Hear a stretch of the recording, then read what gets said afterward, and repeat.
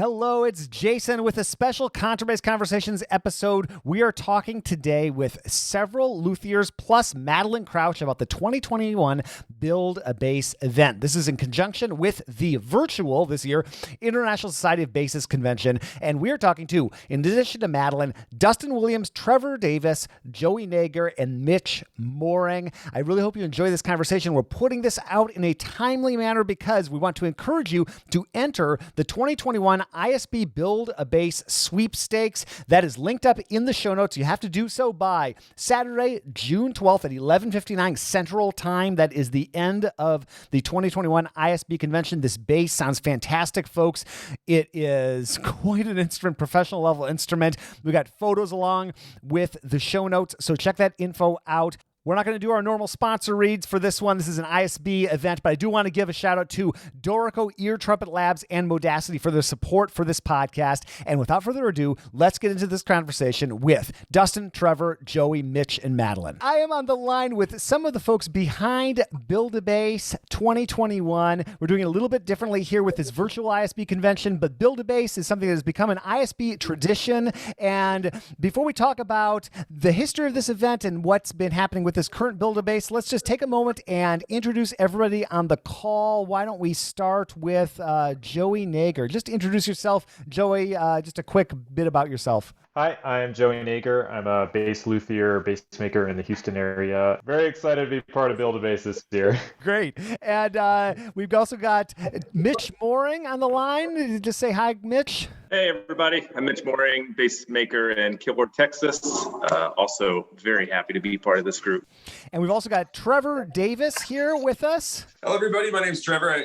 I'm based in Austin, Texas nowadays. And I sort of been wrangling all this stuff together at the under the direction of Paul Hart.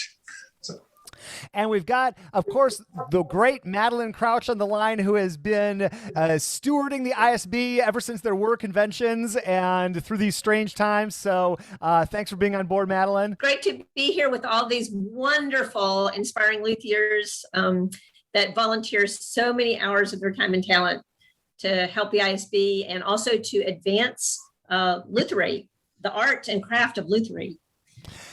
And we've also got Dustin Williams on the line, who has been involved with Build-a-Bass for quite some time. And Dustin, just introduce yourself and tell about your shop, and then how about giving us a little background about the origin of Build-a-Bass? Sure. Yeah, hello, I'm Dustin Williams. I own a Williams Fine Violins in Nashville, Tennessee. It's a lovely shop, and I love living here. People say, "Well, do you own this shop?" I say, "No, it owns me." But it's a great shop. Anyway, happy to serve. Yeah, so the history of the Build-a-Bass. Well, in the Wayback Machine, first of all, the very first bass makers competition was in Richmond, Virginia in 2003. Honestly, not that long ago, not even 20 years ago. Hadn't been that long. And at that time, I remember very distinctly all these bass luthiers, I don't know, might have been 20 or so from around the world, coming in the room, looking at each other. They'd kind of heard of each other, through the whatever's before the internet, even basically, and in the room. And I think that was probably, as far as I know, the biggest gathering of bass luthiers in the United States at that point. And it was interesting to see them because they, there's a mutual respect, a little bit of fear, a little bit of awe.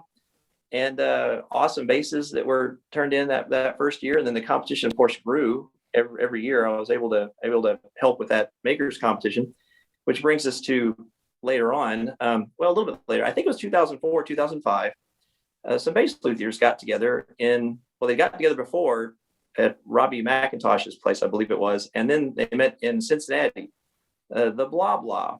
It's called the Blah Blah. The Brotherhood of Loosely Associated Bass Luthiers of America, blah, blah. That's what they called it. And so we met for a couple of days in Cincinnati, about a dozen or so bass makers. Great bass makers were there. And, just talking about repair things, not really making, but just mainly repair things. And it was really interesting. And of course, in the evening, people, the liquid starts flowing and people start blustering, and they said, "Hey, we could probably, all of us here together, we could make a bass together. Yeah, we sure could. Well, maybe we ought to do it at the ISB and make a bass together. The Blah Blah makes a bass." And And that stuck in my head. I thought, wow, this could actually be done. And, but, it kind of fizzled out because, just that. But I kept it in the back of my mind. And then in 2011 in San Francisco, Paul Hart, the great Paul Hart, admit it, Paul, you're great. He was one of our judges for the bass makers competition in San Francisco. And we're sitting around kind of between things. And I said, Paul, this blah, blah thing, they talked about making a bass, could it be done in a week? And Paul goes, yeah, sure. Like, it was no big deal. Like, he wasn't worried. And I'm like, what? Really? Oh yeah, no problem at all. Could be done. Yeah, sure, we can do a bass in a week. And I said, well, would you help with this? Yeah, I don't see why not. And so right then I said, okay, excuse me, Paul. And I ran to Madeleine, who was there. And I said, Madeleine, Paul said this. Do you think it might be possible? Madeleine goes, sure, why not? That can do Madeleine. And so I went, all right, well then, challenge accepted. So I went home from San Francisco, got Paul's email, Madeleine, of course, and just started kind of brainstorming, between us. What do we need to do? What, facilities, tools, how do we get people involved in this? Just some of the real basic things. And then the next time, 2013 at Eastman, we still stewed on it, So as in 2013, we talked about it, couldn't be done at Eastman. That was too quick. But at Eastman, I kind of had my eye looking around thinking, how could this be done? Do we need a classroom? Do we need this? Do we need, tools? How's this going to work? Well, then 2015, we're in Colorado, which is great because it was very close to where Paul is in Utah. Very handy. See, so the logistics just kind of played to our strengths there because, Paul's nearby. And also in Colorado, they had this great workshop right behind the main stage with just workspace. We just need a place to be dirty, just to make dust, make big pieces of wood into smaller pieces of wood. And talked with Paul, and Paul agreed to. Man, Paul brought in all kinds of tools. He loaded up a U-Haul, brought in wood, brought in tools, brought in everything. And the Robertson gang, Chris Peterson, agreed to varnish the instrument. He can do it so quickly and so well. It's astonishing. I was doubtful he could do it. I am a true believer in him now. He is one of the world's finest, in my opinion, and many others, I'm sure, at what he does. And he's very, very good at it. And so he agreed to come, everyone. And then we just kind of advertised to the bass luthiers, hey, we're going to try this. We're going to do this. And it went really, really well. Because what happens is, I think it's on a Sunday after Paul showed up, I think on a Saturday, set up a lot of tools, set up a lot of space. So he had space and he kind of started working. And the bass luthiers come in on Sunday to drop their instruments off for the bass makers competition, right? So you got 20, 30 bass makers dropping their instruments off for the competition. They don't get their instruments back till like Tuesday or so. So you have a lot of very nervous bass luthiers, professionals with a lot of angsty in themselves, and they want to work something out, and they're kind of like, oh, I got to do something with my time. So they, of course, gravitate where Paul is, because they show, go there. And lo and behold, we got all these bass luthiers just wailing away on this stuff. And we're supposed to make one bass in a week. I think we made two. It was amazing, just the power and energy of all these guys just doing it. And Paul was great, because Paul's vision wasn't just to make a bass. Paul's vision was to make bass makers better, which is like, oh, of course, logical. I mean, he's a teacher and he's a master, and he's so willing to share what he knows. And so it grew from the Colorado one in 2015. In 2017, we did the second one. And where was that? 2017? I don't remember now. Ithaca. Yeah. And I think Trevor will have to remind me on this. We made maybe 3 basses. I mean, they just started producing, and all of them are very good. The parts are very good. More luthiers get involved. Some others, are busy doing other things, but everyone's getting a turn. And now Paul's setting it up where it's like, okay, if you've never, we learn each time. We make a few mistakes on how it's done. The next time it gets better. Next time it gets better. Next time it gets better. So we learn from our mistakes, learn from our shortcomings. Not that they're big mistakes. It's just ways to improve things. And then when we get guys like Trevor involved, then it really started to rock it out. And my role through this has really just been to see it happen. I was just kind of, I just want to see if it can be done. Honestly, I'm just dying of curiosity. Can this happen? Is this a thing? You know, just like the bass makers competition in the beginning.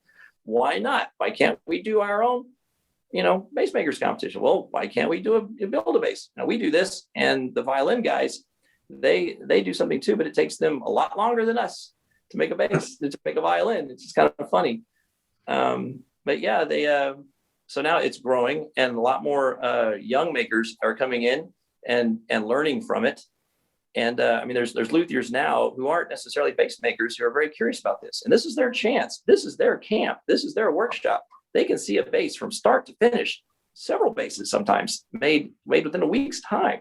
I mean, if they hang out here from morning till midnight, they're going to learn it all. I mean, or at least, they're going to see it all. They're going to know what to do. If they take notes and take pictures and stuff, they're going to know the process. And of course, knowing and doing are two completely different things. It's like, oh, I understand, the Beatles. Well, but you're not the Beatles. You still have to do it. And so there's a big difference there. But to be able to see the process is to ask questions from dozens of very skilled luthiers. I mean, that's worth a lot. So if any violin makers are listening to this right now, in 2 years, you need to come to the Build-a-Bass and see how it's done. Because I would challenge, every violin maker should make at least one bass in their lifetime, and they should enter that bass in the ISB Bakers competition. There's a plug for that. So that's where we are. That's my role. I am thrilled that these guys, that Mitch and Joey and Trevor are taking the lead on this, because it's wonderful. It's fantastic. There you have it. I'm done. Well, that's great. Well, this is Madeleine. I'm going to step in and just say that one of the great side benefits of this Build-a-Bass project has been that we have created an ever-growing community, a close-knit community of luthiers who often work in solitude. And so this is really a great opportunity for networking. And also when we honor all of the Build-a-Bass team at the end of the convention, and they're all on stage wearing their aprons, their souvenir aprons that we give them. It's something to behold. The team has been as big as 50 people. It's an international team people work from 7:30 and 8 o'clock in the morning. As soon as that school opens up, they're in there. And sometimes we have to, bribe the school shop people to let them work until 10:30 or 11 at night. I mean, you just can't believe the commitment, the level of commitment that they have. And it's, I'm just really impressed with it. And then what we've done since 2015 is we sell chances to win this bass. And at the end of the week on Friday, we draw that lucky person's name, and they come up, somebody's won this bass that's like nothing else. Everybody signs the inside of the top. So it's, it's you can't believe that something like that. Also, the team has become like a bass hospital, because whenever you have in the in-person conventions, a lot of people traveling with their instruments, sometimes bad things happen on the plane. Like in 2019 at Indiana University, Yuri Slavics had a bad break to the neck of his bass. He flew in, he was delayed. He got in on, I think, Sunday night, and he was supposed to play a headlining concert on Tuesday night or maybe Wednesday. And Sam Morel from France just said, okay. And so he stopped working on Build-a-Bass and he started working on Yuri's bass. And he said, and Yuri said the bass was better after Sam had worked on it, after such a horrible accident. So that's another side benefit. But anyway, I just feel like these, the luthiers that we have working on this team are the most selfless and energetic and hardworking people that you'll ever see. And they do it in such a beautiful spirit of community. So I'm really impressed by all of them. I'll say, another perk before we get into some of the details of the process is, being in the room during Build-a-Bass. you're forced to try different techniques that you may not actually try in your own workshop. Like my rib bending process is completely different from the traditional way. And the first time I showed up and Trevor was cutting ribs, he said, "Hey, can you bend a couple sets of ribs?" I was like, "Yeah, I could bend a couple ribs." He said, "No, a couple bases worth." It's like, no, dear God. And so, I'd never, done it the traditional way, actually. And it kind of got me out of my comfort zone. And, I learned a new skill that week. And then even doing this remotely, the way Paul wanted the bass back done was a completely different way from how I would normally do it. And I don't know, I think it helps you. It makes you a better maker, better person. Yeah, it was really interesting how we came to structure the work for this remote one.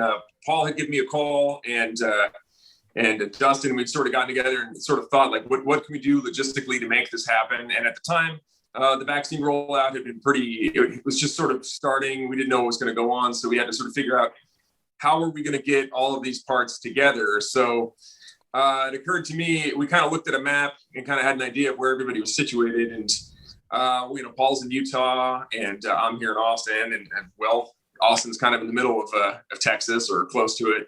And, I'm like, well, we know all these guys in between here and Albuquerque and whatnot. So Paul shipped me the lumber, and I went ahead and we decided we'd break it up into sort of four main sections, which would be the rib, the top, and the back, and then the neck and the scroll. And Paul wanted to carve the scroll, and nobody wants to do the ribs, so I figured I'd go ahead and do the ribs, just because it's perhaps the least artistic part of the job. It's the most grunt worky. Things can go wrong, and it's not very pleasant, and it's also rewarding when you're done. Well, it's kind of rewarding, but it's way more fun to do, I think, tops and backs and scrolls and whatnot. But I thought, let's just do it this way. And so I drove. So he shipped out all the wood. I bent the ribs. I got that done pretty quick, and I drove it out to. I drove the top out to Joey in Houston, and gave him the rib structure as well. And then I made a tracing of everything, and was able to drop off that tracing to the back to Mitch, so he could get started. We could sort of work in tandem on this, so sort of all the pieces come together at once, which worked out quite well, except for the fact that we didn't have an army of luthiers with us. Each one of us had to finish each step to completion and work clean. And, there was no hiding, because everybody knows who did what. So we all wanted to do our best. So in many ways, this bass turned out just exceptionally nice. The mold we used, I built a bass, the second bass I ever built, ended up being used by John Patitucci to record this great album he put out. And this is based on that mold. It's slightly modified from that original one, but I knew it would be a good sounding instrument, and drove all the parts out. And when I drove back out to pick it up, I was just blown away at how good of a job they've done. But maybe Joey, you want to talk about carving the top, maybe? Yeah, so Paul mailed me the two halves of the top. So the first thing I did was get the two halves flattened up and joined together. And at that point, Trevor drove the rib assembly down to me along with an F-hole pattern. And like Mitch alluded to, one of the interesting things about this project was making someone else's model, someone else's form, and kind of just dealing with a different style. So it was a really fun project. But once I got the rib assembly and the F-hole pattern, I traced an outline onto the top, cut it out, and started hacking away at it. For basic top carving sequence, you start carving your arching, and once you get the arching roughly finished, I like to flip it over, get it roughly hollowed out on the inside.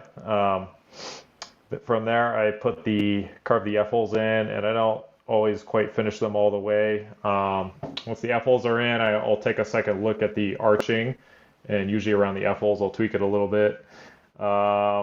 Then I'll flip it back over, finish the graduations. At that point, the base bar needs to be fit and glued in and carved. And at this point at the top, there's different styles of how you finish it. Some people do their edge work and purfling before gluing the top onto the rib assembly. Other people do it afterwards. That's how I prefer to do it. So at this point, I was waiting on Mitch to find time to drive the back to me. So Mitch and I spent a morning together, and we finished some of the details on the back. He left.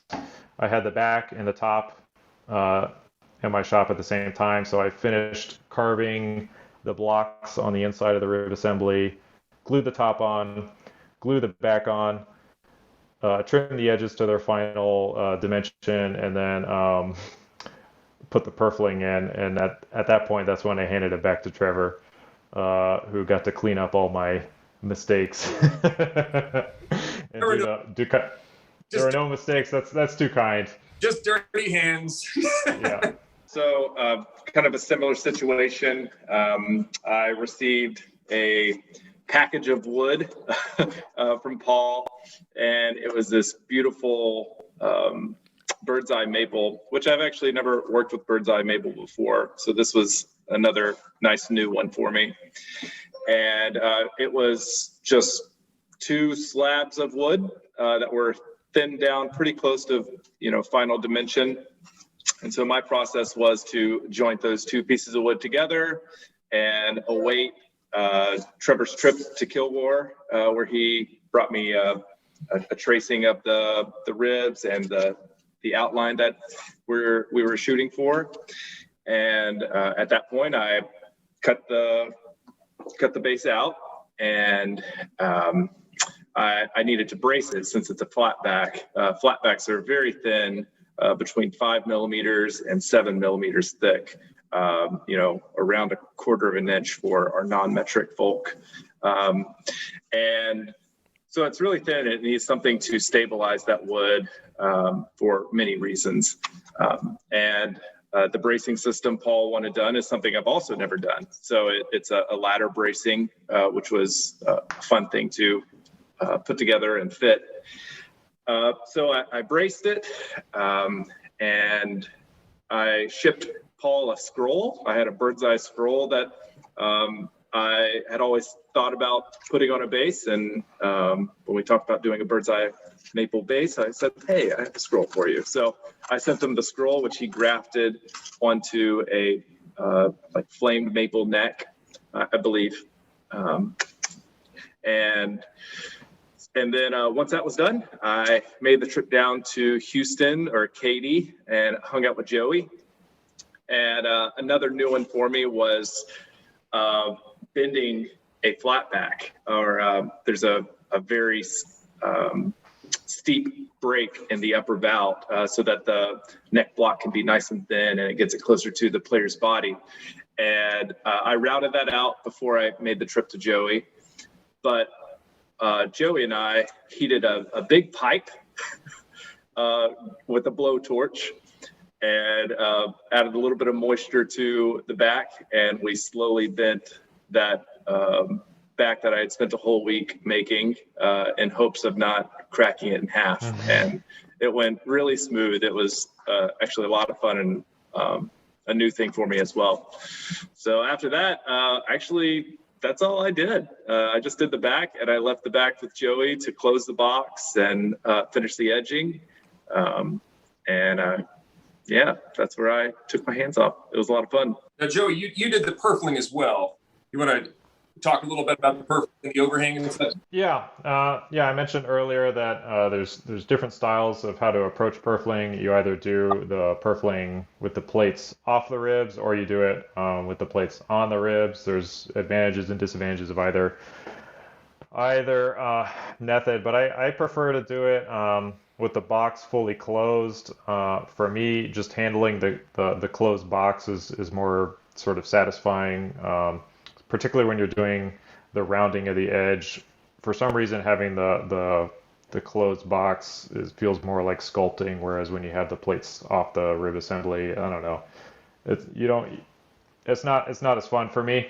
But I didn't do the edge rounding. I left that for Trevor. All I did was finish trimming the edges so that they're an even margin all the way around the rib assembly. So when I glue the plates on, there's a lot of extra material around the edges, and so the first step is to carefully go around the edge with rasp and planes and a caliper and just trim it down to about roughly 5 millimeters all the way around. And then from there, once it's even, then I put in the Purfling. In this case, I used a really old batch of Purfling, which I realized while using it that I realized why I didn't use it in the past, because it was delaminating on me.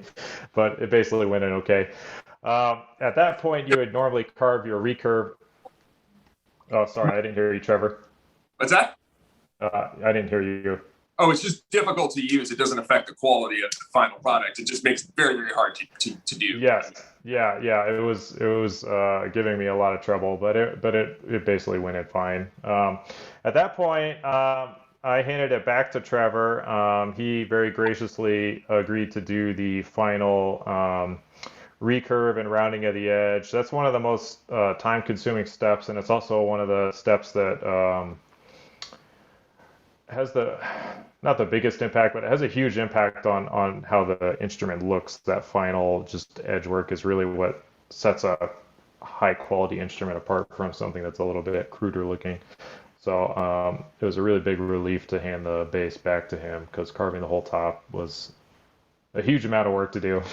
Yeah, it was pretty fun. I actually really enjoy doing edge work and scraping and everything like that. It is very difficult. But once you get in the flow, like by the time you're at that step, it's like you've got like an instrument, and it's very obvious that it's an instrument, and you sort of like, I don't know, I get enthused to see it. I really want to see it finished, and that enthusiasm really drives the builds and helps me to get things done. And so I think I did, I don't know, it was probably like 2 16-hour days of scraping and everything, and I shut all the lights off in the garage. I work from like 2 stereo lights that are raked at an angle so you can see all the bumps and whatnot.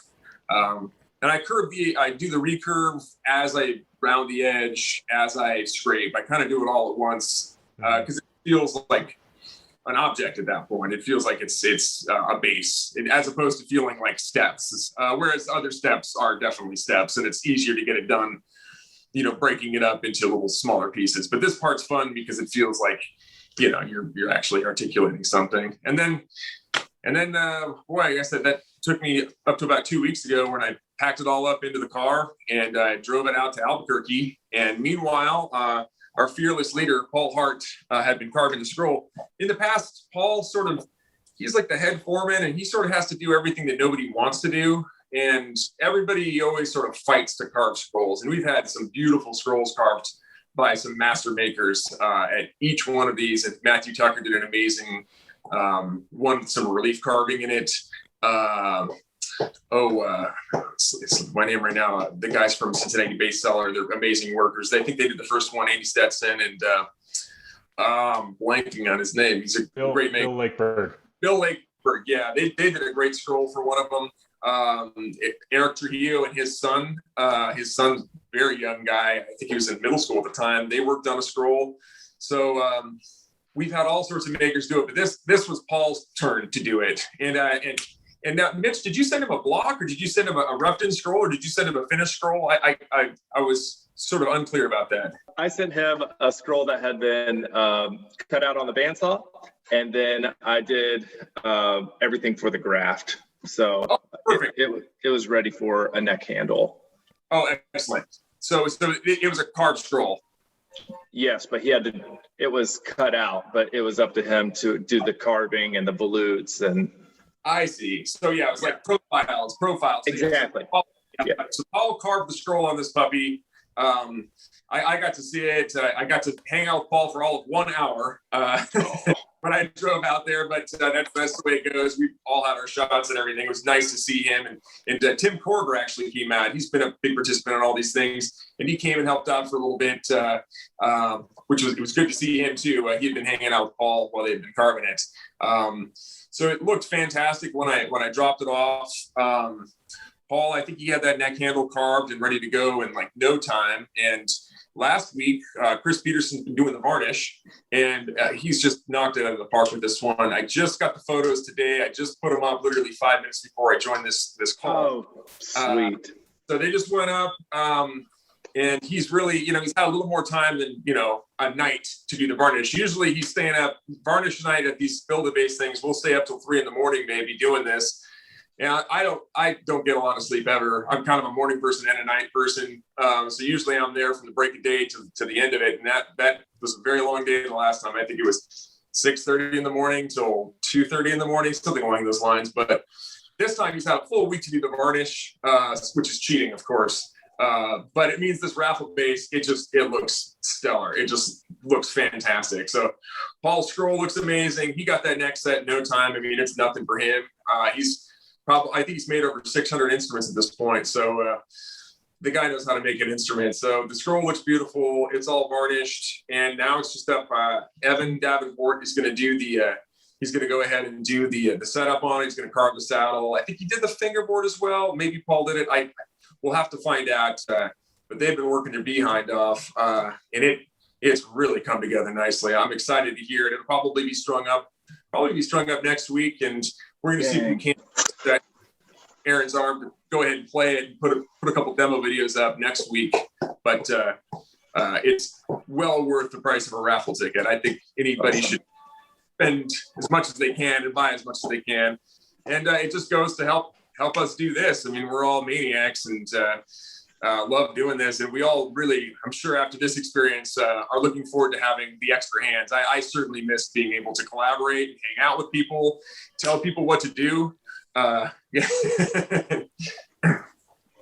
Yeah, I should point out that Madeleine can help me out with this. The raffle money that is earned from this, it goes towards future Build-a-Basses. This wood isn't cheap.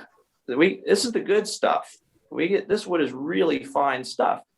And so Paul started it off by finding some out of his own stash of high quality wood. So now we want to kind of, we want to keep that good stuff coming so we can keep these bases being made out of the best possible wood we can get. And of course, many of the parts are donated.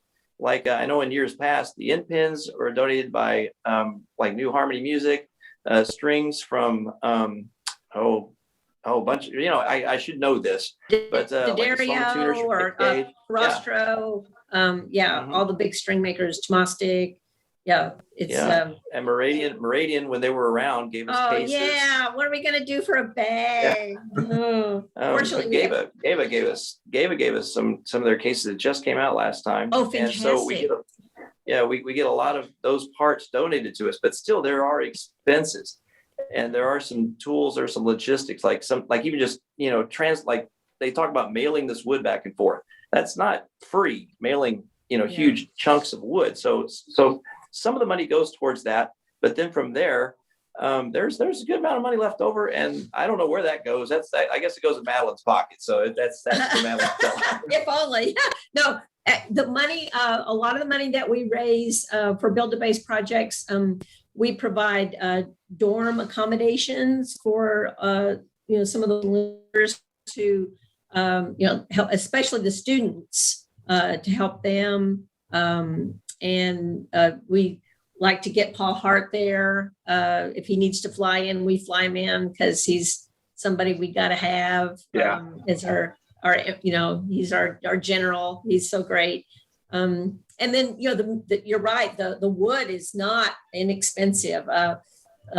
Last batch we bought, Paul picked out from a tone wood supplier who was in our exhibitor hall from Slovakia. And that was probably, I guess, between like $4,000 or $5,000 investment to go ahead and buy future wood. Cool. The wonderful thing about this is with people purchasing raffle tickets, it makes this whole endeavor self-sufficient. It does. I mean, these luthiers are donating their time. That right there is worth thousands of dollars.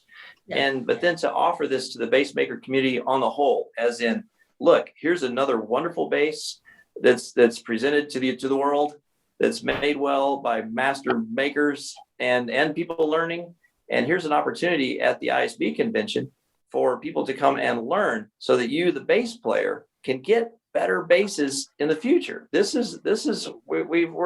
started a golden age in bass making. And I like to think that this is a big part of improving the skills of the living makers today, so that they can get together and they can learn things, make a bass better, make a bass faster, not cut any corners, learn better tricks, learn just what makes the bass sound better and work better and last longer and be more stable. So this is very valuable, I feel, to just the bass world as a whole. We can't play bass without a bass.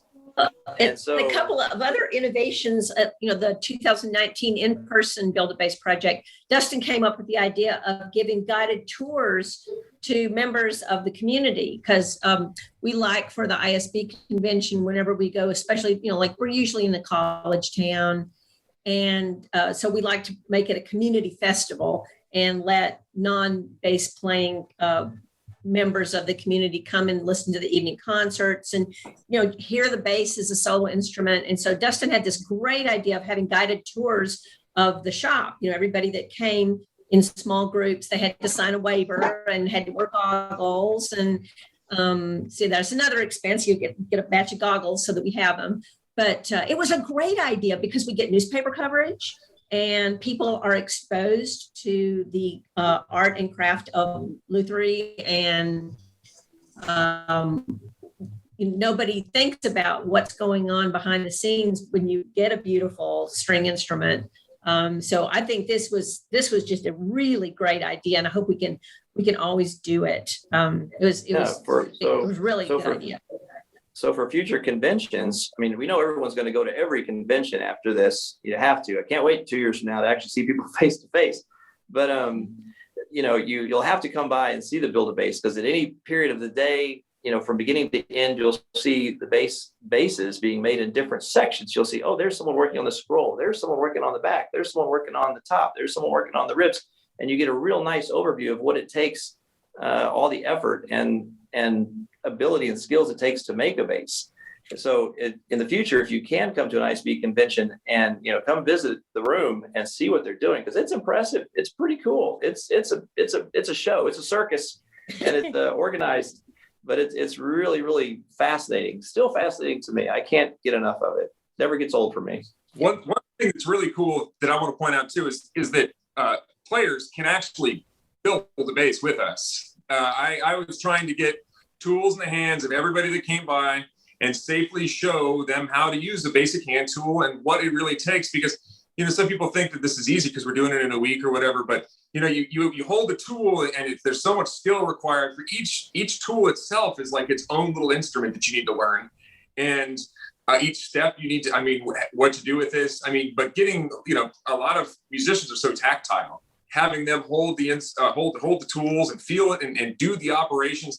I think it gives them a really good idea of this is how instruments are made. It's a whole other thing that I don't know of anybody who's just able to walk up and just be thrown right into it. And I was doing that with some of we were all doing it with some of the world's top players who are literally grabbing a tool and participating with us. And to limited extent, but still, it's very cool to work side by side with, legends of, the bass community. It was the coolest experience ever for me. And I think that it is for the player as well. Yeah, it's really fun to watch them, because I know that a lot of bass players, they have students, and so they know what it's like to put a bow in someone's hand for the first time and hear that first scratchy sound and try to get an open string to sound good. And so here's these luthiers, handing a very sharp chisel to someone, and they're like, what am I doing? Why did you give this to me? And they're masters of their own tool, and we hand them this, and some of them really dive into it and give it a go. But it's fun to see someone at the beginning again. and also, who knows, you might be planting the seed of an idea for somebody to actually commission a bass from a maker someday, because I think it's exciting to just to see it from start to finish, and that might, who knows, that might have been the inspiration for some commissions in the past, and hopefully in the future. one of the hopes at the very beginning of the bass makers competition itself was that, we have a lot of old basses. They're wonderful, but wouldn't it be cool if new basses could be just as valued? Here you are, you can actually get a new bass made for yourself. And, there's the maker right across the room. You could meet them, you could get to know them. And their bass is really awesome.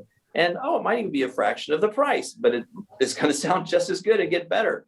How's that a lose? That's an awful win-win.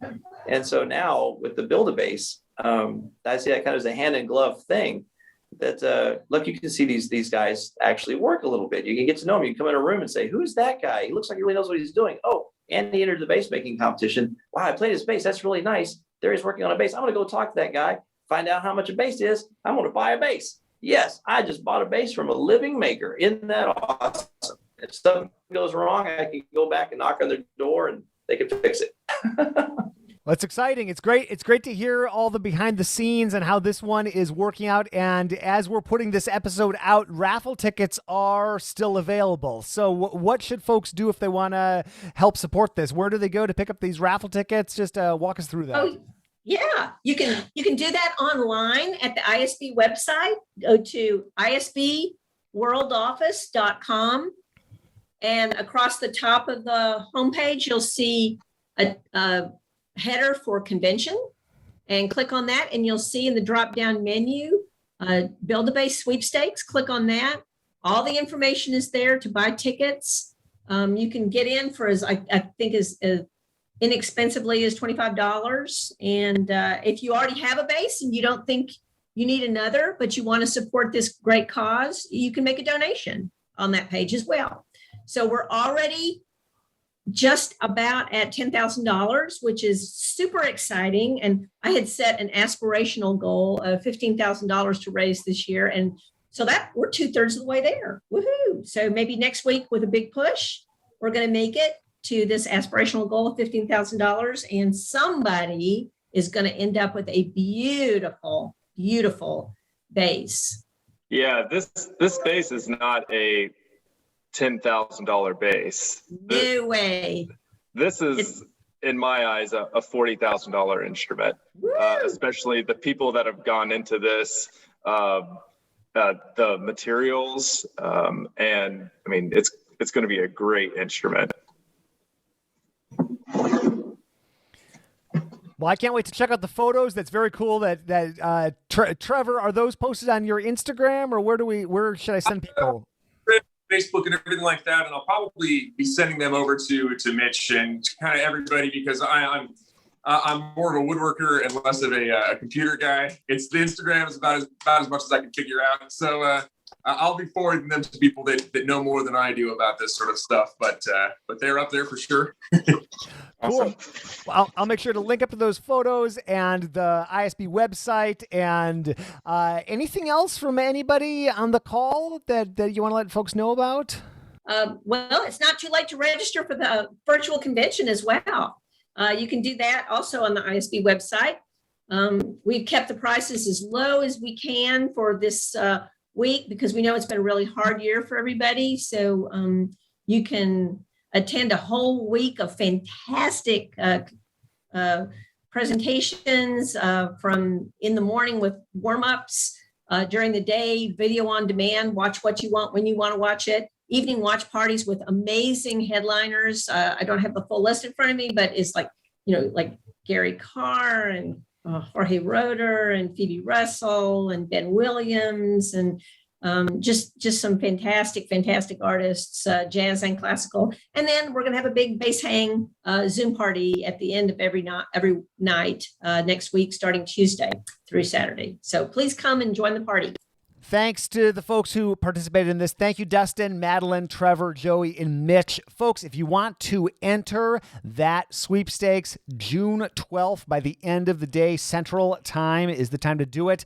Check out more information at isbworldoffice.com, and we have links to everything we talked about in the show notes. Thank you so much for listening, and we will see you again soon for more life on the low end of the spectrum.